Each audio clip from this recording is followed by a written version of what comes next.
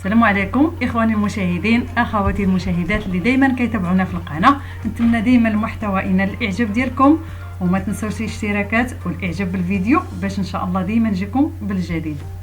الفيديو اللي غنشارك معكم البنات اليوم ان شاء الله ينال الاعجاب ديالكم، وكما العاده اليوم غنشاركوا الطريقه ديال تحضير السفه بالدجاج اللي كيقولوا لها بعض الناس سفه مدفونه. ان شاء الله تنال الاعجاب ديالكم، وغنوريكم واحد الطريقه سهله في التفويره ديال هاد السفه.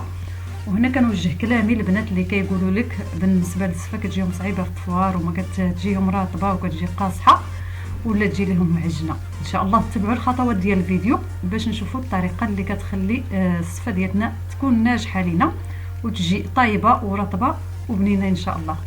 دابا غادي ندوزو المرقه. كنوضعوا الدجاج في الطنجره ديالنا على حسب الكميه اللي غادي طيبي العائله ديالتك، وغادي نضيفوا لها العطريه كالعاده، واحد المعلقه ولا جوج ديال الكركم، سكنجبير. ديما العطريه كنقولوا للبنات عينك ميزانك وعلى حسب القياس اللي درتي في المرقه. بزار كنديروا الكركم والبزار والتحميره والملحه، هادو هما اللي كنديروا في هاد المرقه البنات. وكديري القياس اللي بغيتي، كاين اللي كيدير العطريه تكون مجهده شويه، كاين اللي كيدير غير القياس. وبالنسبه للقرفه البنات اخر حاجه كنضيفوها للمرقه باش نسموها بها على حسب كل واحد. كاين اللي كيديرها في البدايه ديال المرقه، كاين اللي كيديرها في النهايه، وانا كنفضل نخليها حتى نسمو بها المرقه في الاخير. بعد ما ضفنا زيت المائده والدجاج وضفنا ليها واحد المعلقه ديال الكركم والتحميره والبزار والملحه وسكنجبير، غادي ندوزو نحمروها مع هاد العطريه. نحمروا هاد اللحم شويه حتى كتحمر لينا ولا كتشحر لينا مزيان مع هاد العطريه هادي. عاد كنضيفوا واحد نص كيلو ديال البصله مشلضه اللي كنقطعوها طرف صغار،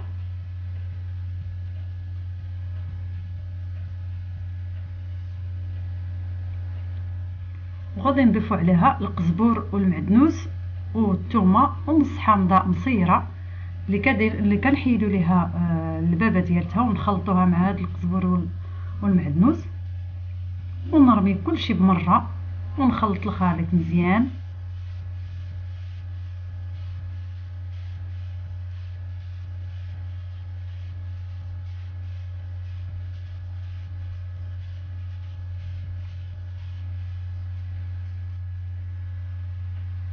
وبهذه الطريقه هذه كينسجم لينا البصله مع العطريه واللحم ديال الدجاج، ونخليه حتى كيتشحر مزيان.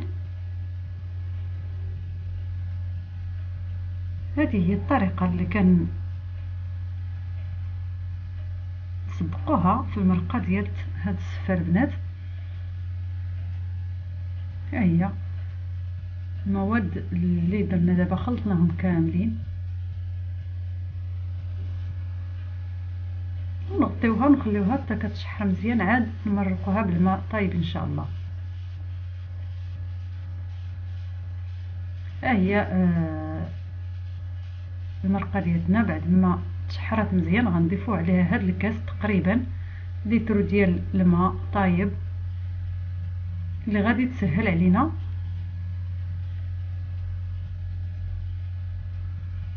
طياب ديال هاد اللحم ونزولوه. ملي كطيب اللحم البنات كنزولوها ونخليو المرقه نفوروا عليها هاد السفه ان شاء الله. غندوزو دابا ان شاء الله لهاد السفه وطريقتها. اول حاجه باش تنجح لكم السفله البنات خذوا النوع اللي جيد وزوين. هاد السفره هادي وفيها اسماء كثيره بزاف.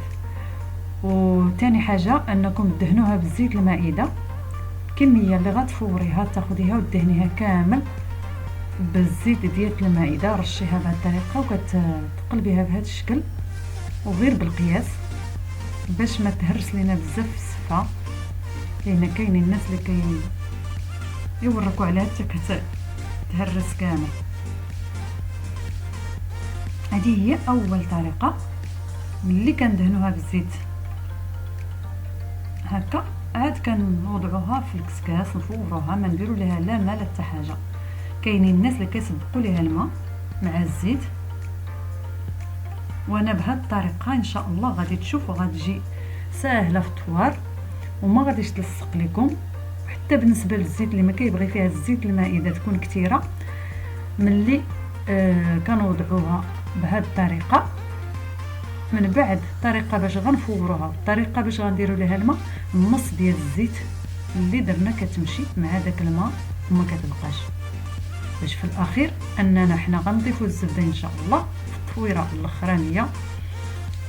وغادي تشوفوا الطريقه اللي غادي تجي بها اسهل طريقه، وبثلاثه تفويرات غادي نربحوا الوقت بزاف. وبالنسبه للصفه غتطلع رطبه وزوينه ان شاء الله. بعد ما تفورت الصفه البنات مع الزيت المائده، غندوزو دابا للطريقه الاولى، تفويره بالماء. بعد ما درنا الزيت المائده، هنا غادي نبداو دابا نديرو ليها الماء بالطريقه اللي غادي تخليها رطبه وطايبه مزيان. كنخويو هاد الصفه ونحركوها بالقياس وتقديها في هاد القصريه هادي، وغنجيبو الماء يكون سخون بزاف تقريبا يكون طايب، وغادي نغرقوا بها هاد الصفه هادي مزيان. هادي دابا غندير لها انا هاد الكاس ونص، يعني لتر ونص تاع الماء لهاد القياس اللي درت ديال الصفه، حتى كتشوفي الماء غارقه فيهم هاد الصفه كامل. ونخليها واحد 2 دقائق حتى 3 دقائق، وعاد نهزوها للكسكاس ونصفيوها من هاد الماء هذا ونفوروها تاني. وديما البنات كنقول لكم ما ديروش الماء البارد بالنسبه للصفه، ديروا الماء يكون سخون مزيان باش ما تعجن لكم. بعد ما كتسبقوا هاد الزيت المائده طبيعه الحال كتفوروها بزيت المائده. هنا البنات نسمحوا ليا كان الفيديو مقطع، كنت هزها كامل في الكسكاس، ملي شفت الفيديو تقطع رجعتها لهاد القصريه باش تشوفوا الطريقه والشكل ديالها.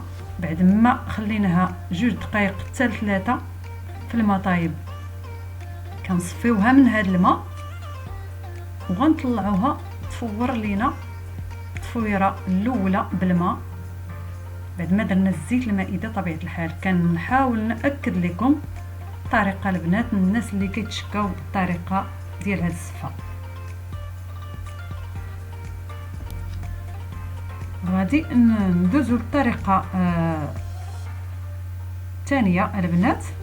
بعد ما فورناها طبيعه الحال المره الاولى بزيت المائده بوحدها، المره الثانيه درنا لها الماء طايب خليناها واحد 2 دقائق في داك الماء صفيناها. غندوزو للمره الثالثه هنايا كنحلو هاد الصفه بشويه، وغادي نوريو لكم الطريقه الثالثه اللي هي نفس الطريقه تقريبا. غرقوها ثاني بالماء طايب سخون بزاف، ما ديروش الماء البارد. الا كانت الصفه سخونه ودرتي لها الماء البارد كتعجن طبيعه الحال وما كترطبش وما كطيبش دغيا. كاينين الناس اللي كيفوروها 4 الخطرات حتى 6 الخطرات وكتبقى مازال قاصحه وما كتكونش طايبه، كتشمي فيها مازال ريحه ديال الدقيق. الا كنتي درتي لها هاد الطريقه هذه كتجي طايبه ورطبه طبيعه الحال. غنديروا الكاس تاع الماء طايب حتى كنشوف الصفه كامل عامره بالماء. غنقصوا على المره الاولى كنا دارين الكاس ونص، يلا هذيك الساعات باقي غادي تحتاج الماء. دابا غنديروا غير تقريبا هاد الكاس هذا ونخليوها واحد 2 دقائق، وتبداي ديما تحليها بهذه الطريقه، ما تعجنيهاش بالمغرفه بالطريقه باش كتحليها. بعد ما خليناها واحد 2 دقائق كما قلت لكم البنات في داك الماء طايب مره ثانيه، ها هي الصفه تحلات، كيبين الشكل ديالها بحال الا فورناها 4 الخطرات ولا 5 رطبه.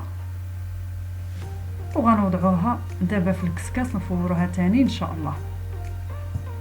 ندوزو التفويره اللي هي الثالثه بالماء، لان التفويره الاولى اللي ما كنعتبروها اللي كنديروا فيها زيت المائده هذه مجرد كنفورها بديك الزيت باش ما تلصق لينا. الا كنديروا هاد الطريقه ديال الماء، لان الا كانت الصفه درتي لها زيت المائده في الاول واخا تغرقيها بهذا الماء طايب ما كتعجن لك وما كتلصقش. اما بالنسبه للتفويره كنحسبوا لكم 3 تفويرات بهذه الطريقه هذه. المره الاولى درنا لها الكاس ونص ديال الماء طايب لهاد الكميه هذه، خليناها فيها 1 2 دقائق حتى 3. المره الثانيه ثاني درنا لها الكاس تاع الماء طايب تقريبا، خليناها ثاني 2 دقائق حتى 3. وها نتوما غادي نردوها ثاني تفور ان شاء الله، وندوزو تفويره ثالثه اللي غادي نديرو غير واحد القياس ونشوفوا المرقه ديالتنا فين وصلت، حتى هي نكملوا ليها النكهات ولا المسائل اللي غنضيفوا في هذه المرقه ديال الصفه هذه. دابا دزنا المرحله الثالثه يا البنات، التفويره ديال هذه الصفه هذه. علاش كنقول لكم المرحله الثالثه؟ كاين اللي غايقول لك راه الرابعه هذه.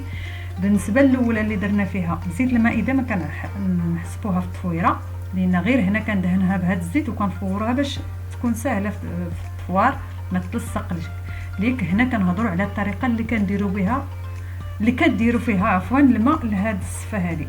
المره الاولى درنا الكاس ونص ديال الماء سخون تقريبا طايب، المره الثانيه درنا كاس، ومره الثالثه غنديروا غير واحد شويه، ما غاديش نكثروا مازال. على ذكر هذا الماء البنات، كاين اللي كيصفي داك الماء ديال الصفه في المره الاولى والثالثه كيحاول ياخذ داك الماء ويسخنو حتى كيكون حتى هو سخون مزيان، وكيعاود به التفويره الثانيه لهاد الصفه هذه باش ما تضيع داك المذاق ديال داك الصفه هذا. ولكن ما فيها باس انكم اللي بغى يديرها اللي ما بغاش راه ما كيكونش زعما واحد التغيير كبير، غير وكان اللي كيبغي داك الماء ديال الصفه يبقى، اولا ديك الزيت اللي كتفوروا بها كتسخني داك الماء اللي كتصفي فيه هاد الصفه وكتعاودي تفوري بها. اللي ما كيبغيش راه ما كيكونش حتى شي تغيير كتير، كديري الماء سخون كتاخديه طيبيه وتحطيه حداك، ولا الا كان عندك الشوفو كيطيب لك الباب بزاف. هذه هي الطريقه. المهم هنا غنضيفوا واحد شويه ديال الماء سخون وغنضيفوا الزبده بعد ما ضفنا بطبيعه الحال واحد المعلقه في الكسكاس، لان كنشوف الصفه الزيت اللي فيها مشات مع الماء كامل تقريبا. كنضيفوا واحد المعلقه اولا 2 في التفويره هذه قبل ما ننزلوها فوق البوطه، ومن بعد كنزيدوا ثاني واحد شويه ديال الزبده ونخليوها حتى كتذوب هاد الزبده هذه. وبالنسبه للزبده البنات على حسب عينك ميزانك كتشوفي القدر اللي غيكفي لك القياس اللي درتي في هاد الصفه هذه. كديري الزبده حتى كتشوفيها القياس اللي غادي يكفي لك هاد الكميه. ومن بعد ما كتذوب الزبده وندير القياس ديال الماء في هاد التفويره الاخرانيه اللي كنقول لكم ما غاديش نحتاجو بزاف ديال الماء كما التفويره الاولى والثانيه. هنا كنحتاجو واحد القياس حتى كتشوفيها راتبه وطايبه بطبيعه الحال. كتشوفيها داك شويه اللي خاصها كتضيفي وكتحاولي انك تخلطيها دغيا مع الزبده والماء وترديها ما حتى هي مازال سخونه، ما تخليوهاش حتى كتبرد عاد تردوها. دابا غندوزو للمرقه ونديروا ليها التنسيمه ديالتها كما قلت لكم بالقرفه اللي كنديروا في الاخير. واحد 3 المعالق اولا 2 ديال العسل اللي عندك في الدار، سواء كان العسل الحره ولا العسل العادي. وراه كما قلت لكم كنزولوا اللحم ديال الدجاج، ما كنخليوش حتى الاخير لان غادي يتحل لكم كامل، غادي يطيب بزاف. من الاحسن انك ملي كتشوفيه طيب زوليه حطيه جانبا حتى نبغيو نحطوا الصفه ونسخنوه. دابا البنات وصلنا لاخر مرحله في تحضير الصفه. هذه هي الطريقه اللي كنفوروا بها الصفه كما قلت لكم. غادي نكملوا لها الباقي ديال الزبده. وبالنسبه للزبده البنات على حسب كما قلت لكم الكميه اللي طيبتي ديال الصفه، اولا على حسب كل واحد. كاين اللي كيكثر الزبده بزاف، كاين اللي كيدير غير القياس. وبالنسبه للطريقه ديال الطفوار البنات، هاد الصفه راه وريناها لكم خطوه بخطوه. نتمنى انكم تستفدوا وتعلموا الطريقه. غندوزو دابا الطريقه ديال التزيين اللي حتى هي على حسب كل واحد اشنو اللي عنده موجود في الدار. بعد ما طيبنا المرقه ووجدناها، اللي غنديروا في الوسط ديال هاد الصفه فرشنا واحد التفريشه في الطبسيل، وغنديروا اللحم والمرقه في الوسط، واللي كتخلي السميه ديال هاد الصفه نقولوا لها المدفون اللي كيقولوا، يعني غادي ندفنوا فيه هاد اللحم وهاد المرقه هذه في الوسط. وفي الاخير غادي نزينوها بالاشياء اللي موجوده عندي في الدار هذه واللي كتواجد عند كل وحده تقريبا. والطريقه ديال التزيين على حسب كل واحد كما قلت لكم. اما بالنسبه للفيديو البنات، حنا القصد فيها ان نوصلوا الطريقه ديال الصفه اللي هي كتجي سهله جدا. لا بالنسبه للطريقه ديال المرقه البنات، الطريقه باش كنحضروها هانتوما كتشوفوا المرقه جات خاطره وبنينه وريحتها زوينه والمذاق حتى هو. وبالنسبه للطفوار ديال الصفه هي جد سهله بهذه الطريقه. بالنسبه لي انا هذه الطريقه باش كنديروها في دارنا وكتجي ناجحه 100%. وبالنسبه انكم تقدموها البنات، نتمنى انكم تقدموها بالطريقه اللي كل وحده كتعجبها كما قلت لكم في التزيين. وبالنسبه للصفه كتبغي انها تقدم العائله وهي باقي سخونه. وبالنسبه للمرقه كما قلت لكم على حسب اشنو عندك في الدار، واش الدجاج البلدي واش الروميل، ممكن تستعمليهم بجوج. وحتى بالنسبه للصفه ممكن كاع ما تستعملي فيها المرقه لا اللحم ديال الدجاج ولا المرقه نهائيا، ممكن ديرها غير بالسكر وسنيده والقرفه كما كيدير اي واحد اللي هي بسيطه وسهله. غادي نديروا دابا الكميه اللي باقيه لينا ديال الصفه، ندفنوا بها هذا اللحم هذا وهذه المرقه، يعني لي كوش الثاني اللي كنقولوا. وغادي نزينوها من بعد بالسكر كلاصي واللوز مهرمش. وبالنسبه للتمر معمره باللوز. هذه هي الطريقه اللي كنصيبوا بها هاد الصفه حنا عندنا في الدار البنات. نتمنى تنال الاعجاب ديالكم. وبالنسبه للاستفاده درناها بطريقه زعما دقه بدقه، ودرنا الفيديو بالخاطر ما زربنا عليكم حتى حاجه. وحتى بالنسبه للمراحل ما حذفنا حتى شي مرحله الا الاشياء اللي ما هياش زعما ماشي بالضروريه ان نطول عليكم بها الفيديو. اما بالنسبه للنقاط اللي هي مهمين انكم تعرفوها في التحضير ديال هذه الصفه هذه درنا لكم في هذا الفيديو هذا. نتمنى ينال الاعجاب ديالكم وتستفدوا فيه ان شاء الله. ونتمنى ما تنساوش الاشتراكات والاعجاب بالفيديو، وديما نجيكم بالجديد ان شاء الله. والسلام عليكم ورحمه الله.